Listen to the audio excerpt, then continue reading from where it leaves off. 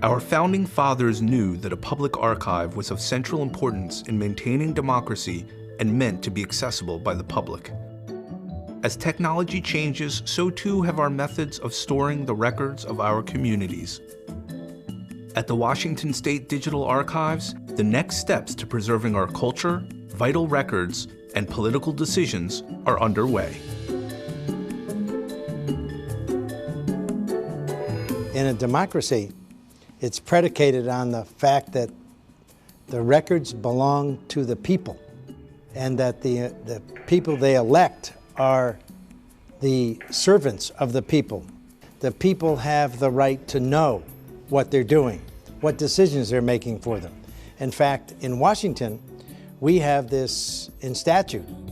Archives protect our rights in a number of ways. They establish that we own property.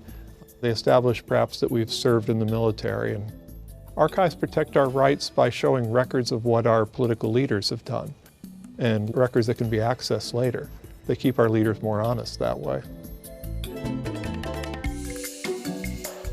Just as we are constantly developing new ways of creating and interacting with information, we have to revolutionize how we store archival records of that material. This allows us to access this information easily, and you'll be surprised by what you can find. One of my favorite collections that we have here are the glass lantern slides. Early in this century, the state hired two of the most prominent photographers. Together, they photographed every corner of the state. Then they brought these images back, these what would have been black and white negatives, and they colorized them. They were hand-painted. We have these online, and they're a beautiful record, both of the beauty of Washington State, but also of a lot of lost heritage, of little towns, of small roads, of things that aren't there anymore. But these historical records are fragile and susceptible to damage through handling and natural decay. Having the records digitized and made available through the digital archives preserves the records here and makes sure that the original is always going to be available, and at the same time gives access widely. In our digital age, these paper documents have been replaced by electronic ones. A lot of forms today that we fill out for our business licenses or our driver's licenses are purely digital, and they don't actually exist in paper. The concept of digital archives started as a way simply of preserving those born digital records. This is a revolutionary change in society. It's a revolutionary change in democracy. It's a revolutionary change for people to adapt to the change between paper and electronic records.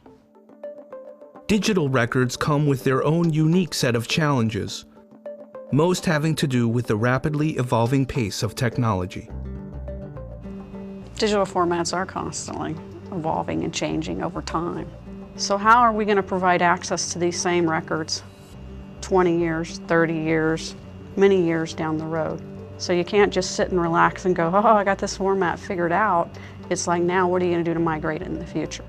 So we are constantly re-architecting and rewriting, and that's what we found we had to do with our back-end process that preserves our data.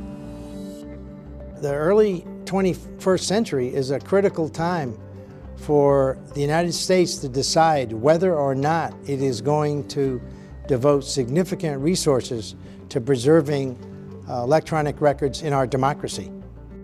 Having a public archive is a core value of our democracy. They are the repository of our personal electronic records.